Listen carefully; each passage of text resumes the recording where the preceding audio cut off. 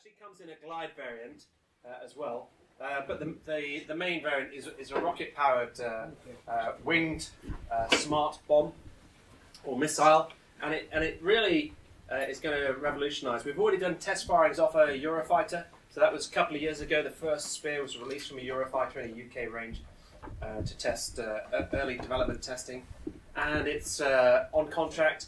It'll be in service sometime around 2023, so well ahead of the requirement for the HX program. And the key point about Spear is it's not just a long-range brimstone. It's a really very smart, very long-range, in excess of 100-kilometre range weapon that allows you to reshape the battlefield, and that's a key element. In Northern Europe, there are significant surface-to-air missile threats out there, and you can try to avoid detection, and being stealthy is one way to reduce the range at which you'll be detected, but no one's invisible. And really, in the sort of integrated air defence systems that are out there these days, no aircraft is invisible. No aircraft will operate with impunity. All you'll do is decrease the range at which you'll be detected, and you can do that through onboard jamming.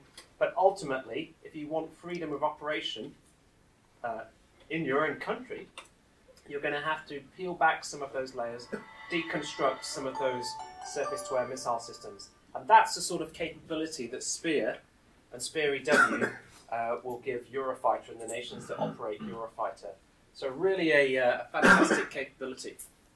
Joo, yksi Eurofighterin siis tärkeimmistä tulevista asejärjestelmistä on tämä SPEAR, milloin Suomessa löytyy erittäin osuvia käyttökohteita. SPEAR on tämmöinen yli 100 kilometrin toimintamatka omaava kevyt, sanotaan myös miniristeilyohjukseksi, jolla sitten voidaan hyökätä vihollisen ilmapuolustuksen kimppuun ja kuoria oikeastaan ilmapuolustuksen kerroskerrokselta pois. Tästä on olemassa useampi versio ja puolella se esittelee, miten nämä versiot sitten toimivat. So the two key versions, one is the standoff strike weapon. So that's got a precision effect, multi-effect warhead, so you can use it against a range of targets such as relocatable air defense units, radar systems, fast maneuvering vehicles, naval vessels. For the larger naval vessels, it's not a capital ship killer. It's a kind of a mission kill that would take out the mass or the command center or something like that. But really a very effective, very flexible weapon. And the other one is the Spear EW, which is a standoff jammer, so that you could launch those ahead of a strike package, and the Spear EW would go in there and mix up and confuse an enemy combatant's radar picture, whether that's a SAM picture or an aircraft picture. Eli tästä on kaksi versiota. Toinen on tämmöinen iskukykyinen, pitkään lentävä, monipuolinen asejärjestelmä, jota voidaan käyttää siis iskuihin maalla ja merellä, esimerkiksi ilmapuolustusta tai laivoja vastaan. Se ei ole yhtä iso kuin perinteiset meritorjuntaohjukset, mutta sillä voidaan tuhota vihollislaivoista erilaisia järjestelmiä, vaikkapa tutkajärjestelmiä. Ja toinen versio on tämmöinen SPEAR EV, eli tarkoittaa sähköistä sodankäyntiä. Se on ohjus, minkä voi ampua tämmöisenä niin kuin etähäirintälaitteena vihollisen ilmapuolustusta häiritsemään. Damon's packed away the model. I was just about to reach it. You've stolen it. So I was going to show you. You can have 12 Spears on one Typhoon, in addition to 6 air-to-air missiles. So really a big loadout, and 2 fuel tanks. So a large loadout, really allowing you to shape the battlefield. Eli yhteen Typhooniin saa samanaikaisesti 2 tämmöistä lisäpolttoainesäitä, 6 ilmataisteluohjusta ja 12 tämmöistä SPEAR-ohjusta, mikä tarkoittaa aika hurjaa iskukykyä. It's a good job I didn't try to lean on the book. Okay, so what I'm going to do now is show you 2 or 3 short videos. They are CGI, they're not aircraft video, but it's trying to show you the sorts of capabilities in the Eurofighter that allow you to be survivable and to reshape a very high-threat environment. It's talking about sort of anti-access, area denial type capabilities, and how the aircraft is survivable. Some of the capabilities are in the aircraft now. Some of them are in the sort of 2020-2025 timeframe. All of them are expected to be in the aircraft by the time of 2025. It would be the HX requirement. The videos are a little bit simplified because clearly we're talking highly classified things, and so we're introducing concepts, but these are capabilities that we are very confident in, that have been modelled by our defence science technology laboratory scientists, and based on data from our military defence intelligence agencies. Paul esittää tässä 2 videota, miten tätä SPEAR-asetta voidaan käyttää tämmöisessä vihollisen ilmapuolustuksen lamautustehtävissä. Ja etenkin tämmöisessä ympäristössä puhutaan tämmöistä area denial ilmapuolustusjärjestelmistä tai alueilmapuolustusjärjestelmistä. Ja nämä kyvykkyydet, mitä tässä nyt nähdään seuraavaksi, ne on semmoisia, joita Typhoonissa on jo tällä hetkellä, tai Eurofighter-Typhoonissa on tällä hetkellä, tai on tulossa ennen kuin se astuisi HX-palveluskäyttöön. So the first scenario is the kind of battlefield shaping, the use of SPEAR, and you'll see a kind of a simplified picture, but effectively a long-range strategic missile, some short-range, a layer of short-range missiles in front, and you'll see that we initially suppress that missile, target it and destroy to create a corridor to access, and then we have a similar effect on the long-range missile.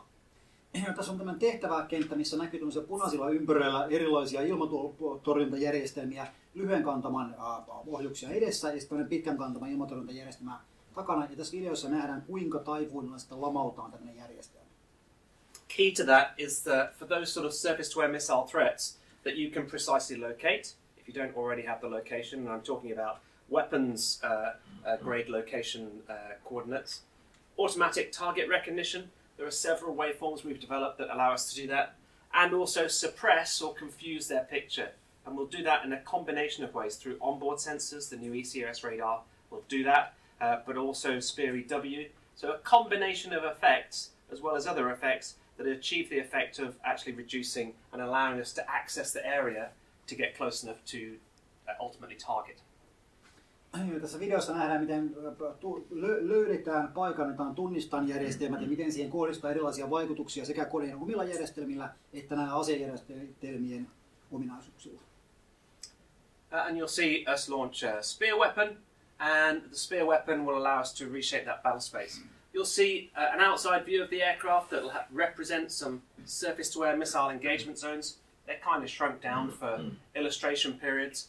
Any zone that's gone yellow, I'm giving you the idea that that's suppressed and that would be fed back into the cockpit. In fact, this is the sort of image that the pilot would see in his Striker 2 visor. So you'd see the effect that you've had on those systems, and that would be passed across the data links between the aircraft. Tässä tulevalla videolla tosiaan noita eri ilmapuolustusjärjestelmien torjuntavyöhykkeet, niin näkyy punaisella keltaisella. Punaiset on niitä, mitkä otetaan vaaraksi, ja keltaiset on ne, mitkä on jo lamautettu tällä hetkellä. Ja tämä näkymä on se, minkä Typhoon lentäjä näkisi omassa kypäränäytössä. And then you'll see the loadout on each of the aircraft is 12 Spear 3, could be a combination of SPEAR-EW and the Spear strike weapon. Tässä näkee, kuinka koneessa on tosiaan 12 erilaista SPEAR-ohjusta. Voi olla erilainen yhdistelmä tavallisia SPEAReja ja sitten näitä SPEAR-EV-ohjuksia. Now, clearly a lot of these weapon systems, the long-range strategic surface-to-air missile systems, have their own short-range surface-to-air missile systems protecting them, which is why you're going to need several weapons, multiple weapons, in conjunction with SPEAR-EW, in conjunction with the radar causing confusion and suppression, to actually get in, overwhelm those integrated air defense systems to deconstruct and to target the areas that you need to. Ja tämmöiset alueilmapuolustusjärjestelmät, niitähän tietenkin suojaa myös pienemmät ilmapuolustusjärjestelmät. Se on kuin tämmöinen sipuli, missä on monta kerrosta. Ja jotta sinne pystyy vaikuttamaan sinne varsinaiseen pitkän kantaman järjestelmään, pitää lamauttaa alussa näitä lyhyemmän kantaman järjestelmiä erilaisilla keinoilla. Yksi hyökkäys ei riitä, vaan tarvitaan useampi tapa hyökätä. So here's the first scenario. You'll see aircraft, they would be spread out, not close together like that, but it gives you the idea that multiple Typhoons are operating together. You're seeing the effects in the wingmen Eurofighters that one aircraft is seeing. Examples of the sort of tactical display that you might see. Ja tässä toimii tosiaan useampi Eurofighter yhdessä, ja tässä näkyy se taktinen näkymä, minkä pilotit näkevät. So you'd use onboard radar and other aircraft to target these short-range tactical surface-to-air missile systems. Noin sitten käytetään tutkaa ja muita järjestelmiä niiden paikantamiseen ja maalittamiseen. In cockpit you get the indication feedback across the formation that you've suppressed it, and then you can then target it with spear or with brimstone as appropriate. Ja koko parvi saa saman tiedon siitä, mitkä järjestelmät toimivat ja mitkä on jo lomautettu. Clearly you're going to need multiple weapons. It's never quite that simple. Aina tarvitaan useampia aseita, koska kaikki ei toimi niin yksinkertaisesti. So here we're launching some mold, but that would be spear EW as well. So multiple weapons that go off and confuse the picture in conjunction with your own sensors to shrink that SAM down, shut the engagement zone down. Ja tuossa tosiaan useammalla aseella hyökätään yhden ilmapuolustusjärjestelmän kimppuun ja vähennetään sen tehollista etäisyyttä. Tuossa kuvassa oli tämmöinen MALDI-järjestelmä, se sama tapa toimisi myös SPR-EV:llä. And what you need now is with these relocatable, even strategic SAMs, you need precise weapons coordinates. So that's the automatic target recognition. You might, for example, here use synthetic aperture radar to generate precise coordinates, or you may use a combination of the other waveforms in the aircraft and in the new radar to do that as well. Ja se mikä on äärimmäisen tärkeää on tarkat koordinaatit siitä, missä järjestelmä sijaitsee, ja tässä voidaan käyttää esimerkiksi koneen omaa tutkaa tai käyttää SAR-moodia siinä tutkassa. The key to this is own aircraft survivability and that of your wingmen, so communicating the effect that you're having on those systems is absolutely critical. Ja on todella tärkeää välittää tämä tieto koko parvelle ja omalle siipimiehelle, että mikä järjestelmä on lomautettu ja mikä ei. The next part is just a kind of indication of some kind of targeting. So having created a SAR map, that would be, you'd get the coordinates from that or from the other system, and then you designate within the formation which are the target coordinates that you need. Joo, aluksi saadaan tämmöinen SAR-kuva, synteettinen tutkakuva, ja siitä voidaan valita, mihin kohteisiin isketään ja kuka koneesta iskee. And what's the key things about Spear? A, the range, because it's a rocket, turbojet-powered weapon. Very long range, giving you very long standoff, and very smart targeting. So given the general coordinates, the spear can work out precisely where the target is. Ja mikä on tärkeää Spearissa, niin se on tosiaan ohjus, siinä on moottori mukana. Ja sitten toinen asia, että se on äärimmäisen älykäs, voi älykkäästi valita ja tunnistaa maaleja. A little bit now on other survivability. So it's not just deconstructing or reshaping the battle space. But there will be pop-up threats out there, maneuvering or mobile surface-to-air missile systems. So you need to be able to survive against those as well. Ja pelkästään tämä taistelukentän muokkaus ei riitä selviämiseen, vaan voi tulla tämmöisiä niin ilmestyviä uhkia, esimerkiksi vaikka alalta laukaistavia ohjuksia. And right now in the aircraft we have something called CCMs, Coordinated Countermeasures. And those give us really excellent survivability. As I've said already, you can update them with mission data against new threats, in a mission-to-mission cycle. Ja näissä koneissa on tämmöiset koordinoidut omasuojajärjestelmät, mitkä älykkäästi käyttää erilaisia torjuntatapoja, ja mihin tosiaan voidaan päivittää näitä uhka- ja tehtäväkirjastoja dynaamisesti. The key part of this is it brings together many elements that a pilot previously had to manually pull together. So the release of chaff, of flare, of onboard electronic attack techniques or ECM, of offboard like the towed radar decoy which streams behind the aircraft. All of these things are coordinated automatically, and in the PVI, the pilot view threat, prioritizes the multiple threats against the highest threat, tells the pilot or gives him advice where to maneuver, automatically releases chaff, flare, electronic attack, all together coordinated in a very, in the most effective manner. Koneen omasuojajärjestelmä on tosiaan automaattinen, se tunnistaa uhan ja päättää, että minkälaisia torjuntakeinoja kannattaa käyttää, onko se silppoa, onko se heitteitä, onko se erilaisia sähköisiä hyökkäyksiä. Ja tämä omasuojajärjestelmä myös kertoo pilotille, että mitkä on parhaat tavat liikehtiä, jotta voidaan päästä uhasta eroon. And what's the results of that? Well, on red flag, when the very highest threats target us, Eurofighter is extremely survivable. If you follow the indications, and it's very easy to do, you can very effectively defend against the highest threats. Ja tämä on todennettu muun muassa Red Flagissa, missä on simuloitu mahdollisimman pahoja uhkia. Ja Eurofighter, jos seuraa näitä ohjeita, mitä omasuojajärjestelmä kertoo, niin sillä selviää hyvin kaikista uhista. And again, for survivability, it's not just having one defensive mechanism, but it's layers and layers of survivability. So in addition to the CCMs, we're introducing something called the smart dispenser system. So more chaps, more flares, more types of flares. Activated metal decoy is black flares, or it's like a form of chaff that acts like flares. And bright cloud is this what we call EAD, expendable active decoy. It's a little digital radar jammer that is very smart, can adapt to this specific threat. You can pre-program it against a broad range of threats, or you can use the data from the onboard DAS pre-release to actively prioritize the specific threat of that moment. So if something's really targeting you and the CCM's not working, then the EAD would come in there and help you as well. Joo, ja tosiaan tässä koneessa on tulossa tämmöinen erittäin kehittynyt omasuojajärjestelmä, missä on erityyppisiä heitteitä ja silppuja, mutta myös tämmöisiä heitteitä, mitkä aktiivisesti häiritsevät sitten vihollisen mahdollisia tutkaa. So expect SDS to be operational in the next 18 months. CCM is already operational. Bright Cloud is operational on Tornado, and we're looking at integrating that as part of the SDS integration. Joo, ja näistä siis tuo ensimmäinen on jo käytössä, ja SDS ja Bright Cloud ovat tulossa piakkoin. Bright Cloud on käytössä Tornadossa jo tällä hetkellä. And of course, in addition to that, we have onboard jamming, and we have the towed radar decoy that pops out, and within a second is tens of meters behind the aircraft and will create a miss distance for any threat that's got close enough. Joo, näissä on valmiiksi näissä Eurofighterissa siis tämmöiset omat häirintäjärjestelmät ja sitten myös tämmöinen hinattava valemaali, millä voidaan hämätä ohjuksia. So all of these things make Eurofighter survivable. What we're doing is we're degrading track or surviving the engagement, and it's a very effective, very flexible way to defend against threats as they evolve. On jo, eli Eurofighter on kaiken erittäin selvityskykyinen järjestelmä, millä pystytään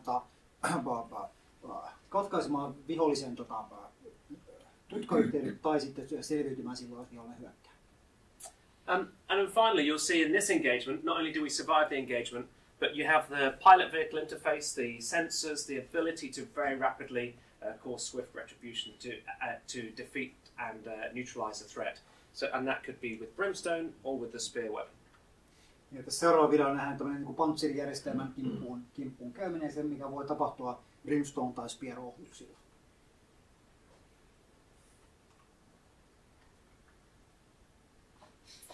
So a mobile SAM, not pre-planned, not expected. This is the view through the visor. You get an indication of the threat in the visor.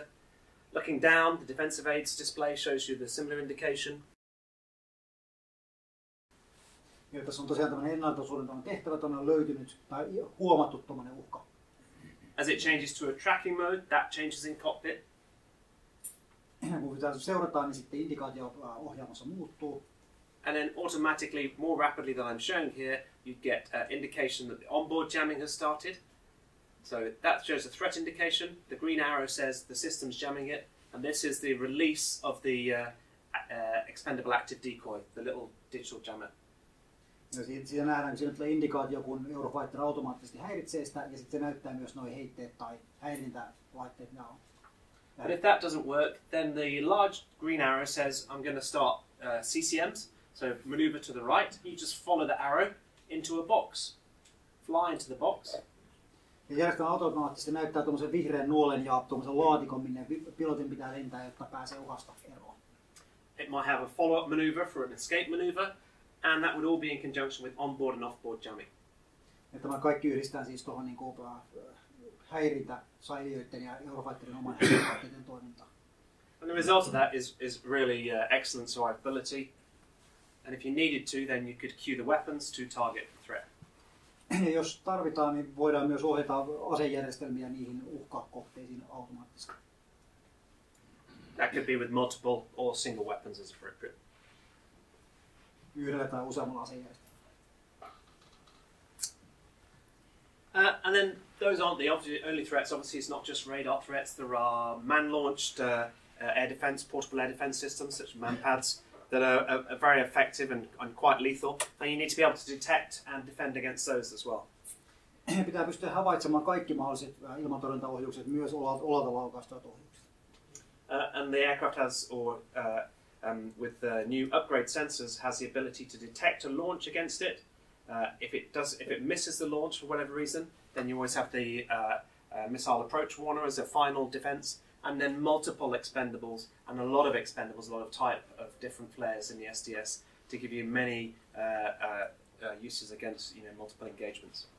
Eurofighter pystyy havaitsemaan sekä siis ohjuksen laukaisun että kohti tulevan ohjuksen tämmöisellä ohjusvaroitin järjestelmällä, ja siinä on erilaisia sitten tapoja torjua näitä ohjuksia. And in this case, you'll see that a portable air defense system, a shoulder-launched SAM, engages the Eurofighter. It's detected. You'll see that looking in the visor display, he's given a cue to look down towards the launch area. The laser designation pod also shows the launch area, and then he's able to defeat the initial engagement and then very rapidly target with the brimstone. Ja tässä seuraavassa videossa näen esimerkki siitä, miten tuommoinen laukaista järjestelmää laukaistaan ja miten sitten Eurofighter toimii sen jälkeen, miten havainto tehdään ja miten sitten järjestelmä eliminoidaan.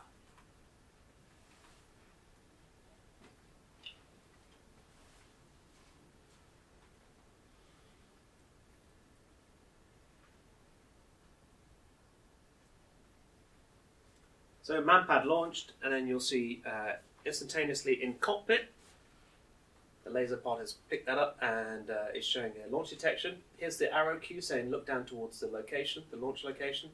You see the SAM. Expendables or reactions could be automatic or pilot initiated. Combination of AMD and flares to defeat the threat. Siinä näkyy näkymä ohjaamosta ja sitten siihen voi reagoida automaattisesti tai sitten pilotin omilla toimilla.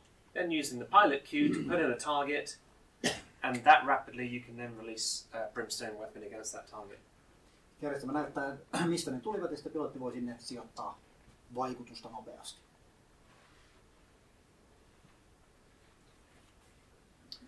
So that's really just trying to crystallize how Typhoon or Eurofighter is relevant and survivable in an anti-access area denial theatre.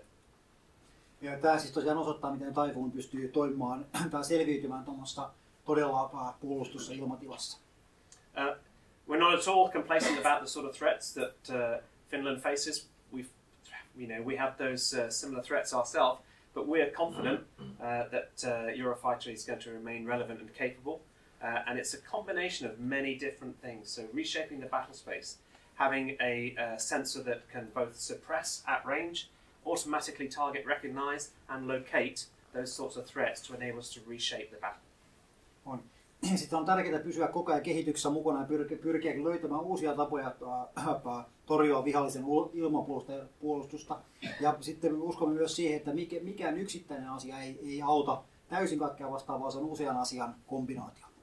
And that's not a simple task, but a loadout of 6, is the case here, of 6 Spear, or you could change those brimstones for Spear, and have 12 Spear on one aircraft, while still carrying 4 Meteors, 2 ASRAMs, a pod, and some fuel tanks potentially, is going to give you a large loadout that enables you to hit that. And Spear EW, again will allow you to unpeel those layers of integrated air defense.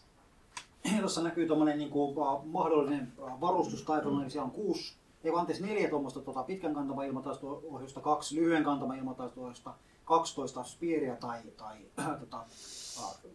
tämmöistä pintatorjuntaohjusta, ja sitten sit siellä on mukana myös polttoainetankit tai tämmöinen pitkän kantaman ohjukset.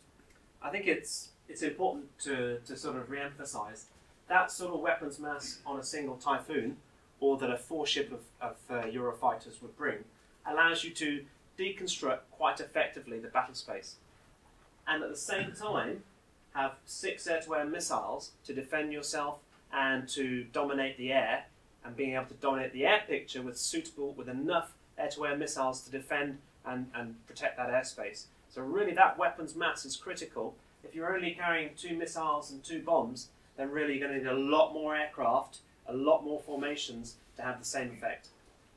Jos tosiaan yhdessä Typhoonissa on näin iso määrä aseistusta mukana, niin 2 tai 4 Typhoonilla saadaan hurja määrä vaikuttamiskykyä ja ilmatorjuntakykyä ilmaan. Jos verrataan koneisiin, missä on mukana 2 ilmataisteluohjusta tai 2 pommia, niin se ero on aivan valtava. For the future, then certainly in UK and the German and Spanish, Italian use, we expect the aircraft to have a long future, maintaining that operational dominance, the ability to rapidly upgrade and to keep upgrading the sensors and weapons. A lot of development and embodiment opportunities for the Finnish defence to get involved in, and a lot of mass and momentum behind the programme because we've over 600 aircraft, you've got over 400 wingmen in this immediate vicinity. Joo, ja Eurofighterin tulevaisuudessa on mielenkiintoisia asioita. Siellä on paljon siis rahaa ja investointeja tehty ja paljon käyttäjiä, mikä mahdollistaa sen, että paljon uudistuksia myös tehdään.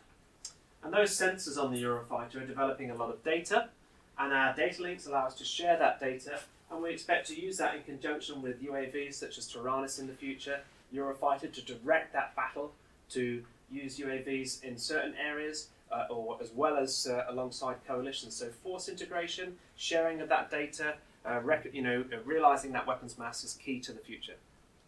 Niin tosiaan Eurofighter luo paljon tietoa eri sensoreillaan, ja todennäköisesti tulevaisuudessa tätä käytetään myös erilaisten miehittämättömien ilma-alusten kanssa, kuten tuossa kuvassa olevan Taraniksen kanssa, jota käytetään tiettyihin tehtäviin.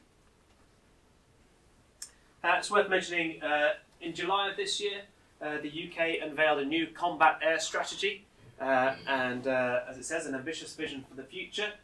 But right at the heart of that is the Eurofighter. So although there was a new concept aircraft unveiled, the future, the mass, combat air mass for the UK beyond 2050 will still maintain to be Eurofighter. And I'm working in research and development on the new platform as well as on Eurofighter, and we see that the technology we're developing for the future combat aircraft will be matured and developed in the Eurofighter, and that will keep Eurofighter relevant and improve development of Eurofighter going forwards. So a lot of things like the new radar will feed through into the future combat aircraft, but Eurofighter will maintain that combat mass going forwards beyond 2050.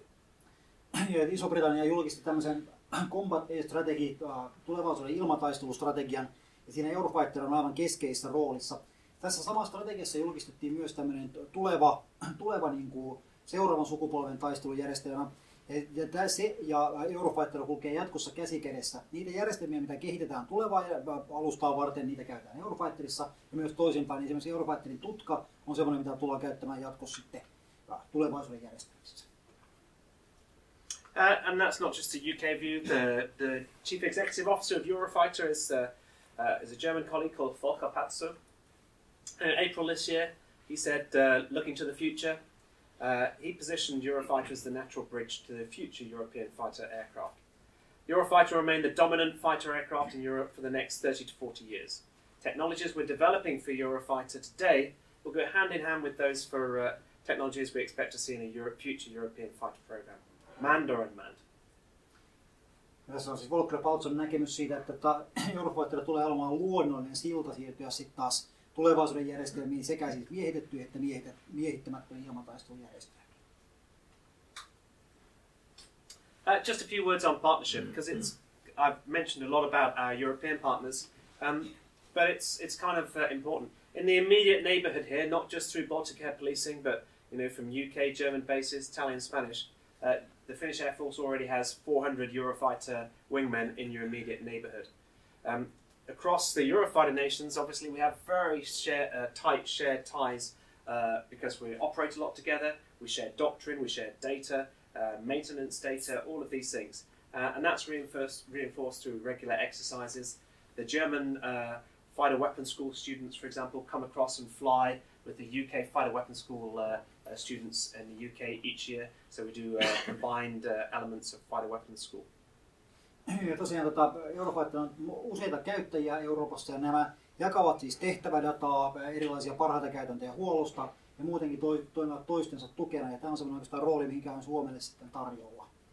And we have the benefits of shared capability development. As a large program, we have the three largest European aerospace industries. So Airbus, Leonardo, which is both Italy, but also of course Leonardo in the UK, BAE Systems, and then Rolls-Royce, Eurojet, MBDA missile systems. So really the heart of European aerospace, and it would be we already have close ties with Finnish defence industries, but we'd like to strengthen those ties further.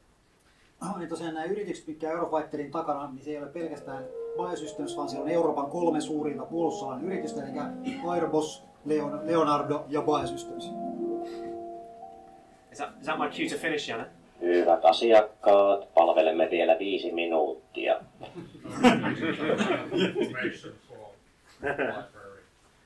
Okay, so in terms of development opportunities, then an industrial partnership, really whatever Finnish defence would like to do, or what defence industries would like to do. So it really, the options are yours. You can manufacture elements of the aircraft, you can assemble the whole aircraft.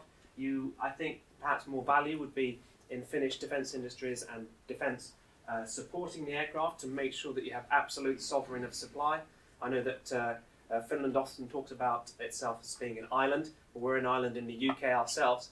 So having that sovereign capability, I think, is absolutely critical. But also, more excitingly, I think, going forwards, there are lots of opportunities for high-value industrial involvement in development of future capabilities. And as I said already, sensor upgrades, weapons upgrades, those are all areas where Finnish defence industries could get involved if they wish, and those opportunities would be further opened by joining Eurofighter program. Ja oikeastaan se rooli, mikä Suomelle on tarjolla tässä, niin voi sanoa, että se on hyvin vapaasti Suomen itsensä määriteltävissä. Että onko se sitten sitä, että Suomi valmistaisi Eurofightereita, kokoonpanisi niitä, tukisi, vai olisi mukana Eurofighterin kehitystyöstä, niin tämä on sellainen asia, mitä Suomi voi pitkälti sitten valita. And to that extent, again, another quote from Volker. He said, I want to underscore every euro spent on Eurofighter within Europe stays in Europe. It's reinvested in European economy, in European jobs, and in European communities. So if Europe wants a strong defence and a strong industry to deliver it, then Eurofighter is the best choice for Europe. Tässä on Volker Paltson toinen lainaus, mutta hän sanoi, että jokainen euro, mikä Eurofighterin sijoitetaan, pysyy myös Euroopassa. Silloin eurooppalaisia työpaikkoja ja vahvistaa Euroopan puolustusteollisuutta ja vahvistaa Euroopan puolustusta yhdessä. And then a final word about reliability and availability. Just some statistics, so to give you some data to underpin some of the things I've said. There are lots of different ways you can support the aircraft. Different nations support in different ways. The UK has quite a cutting-edge availability contract with BAE Systems and a very close partnership between the Royal Air Force and BAE Systems and our other industrial partners. That's really made the aircraft very cost-effective in terms of support. And we have a further contract, called an arrangement called Titan, which is also reducing or intended to reduce the flying cost by a further 40%. And we're already in the same area as what it costs to support a single-engine fighter such as F-16. So a really very cost-effective support system right now. However, if Finland wants to have a different support model, then we can flexibly change that to a more traditional model as well. Tässä on niin kovia numeroita Eurofightterista. Yksi tämmöinen kova numero on se, kuinka paljon Eurofighterin lentotunnit tai sen käyttökustannukset ovat. Ja sitten se nyt on matkalla siihen, että se käyttökustannukset ovat samat kuin yksimoottorissa F-16. Tämä on toteutettu, tämä on kuninkaallisten ilmavoimien ja Englannin kokemus siis, tai heidän ihan budjettinumeroita. Ja sitten tämä on toteutettu siten, että osa siitä huollosta on teollisuuden tekemää, mutta Eurofightilla tarjotaan semmoista huoltomallia kuin Suomessa halutaan, eli voi olla teollisuus mukana tai voi olla sitten ihan suoraan ilmavoimien tekemänä. And again, to give you an idea, routinely over 80% availability of the aircraft in the sort of standard RAF fleet. But when you really want availability on operations, then over 98% availability for red flag, and over grade 97 over a 6-month period. Operation Unified Protector. Kirjasto suljetaan. Libraries. Am I being ejected? I feel like one of those stand-up comedian shows where the shepherd's crook comes out and yanks you offside. Okay, and then against counter-Daesh or ISIS, more than 4,000 weapons released from Typhoon. So it's not just a peacetime reliability. This is when it really matters. When you really need your aircraft to be combat available, the aircraft is there for you. Tuossa on numeroitu Typhoonin luotettavuudesta. Tuossa ensimmäisenä tämmöinen, että se on kuninkaallisia ilmavoimilla tuon koko Typhoon kaluston käytettävyys on siis yli 80%, mikä on lukuna aika kova. Tuossa on esimerkiksi tietystä operaatiosta Unified Protectorista, niin se on puolen vuoden ajalta käyttööllisyys on 97%. Ja sitten se, että nämä ei ole mitään pelkästään harjoitusnumeroita, vaan tuossa näkyy se, että Daeshia tai ISIStä vastaan Typhoonilla on nyt ammuttu tähän mennessä yli 4000 tämmöistä tarkkuuspommia. So in conclusion, then hopefully you've got an idea about the capabilities of Eurofighter Typhoon. It will be the backbone of combat air in Europe for the next 40 years, just through the current contracts, and we'd love the Finnish to join that program. It will give you sovereignty of operation, so you could have complete confidence in your ability to maintain and operate the aircraft, and it's very available, highly cost-effective air defence asset that will dominate airspace, but also give the ability to reshape that airspace if you needed to, out to around 2060. Eurofighter Typhoon toivottaa tosiaan Suomen mukaan tähän ohjelmaan. Eurofighter Typhoon tulee olemaan siis seuraavat 40 vuotta Euroopan tärkein ilmapuolustusjärjestelmä.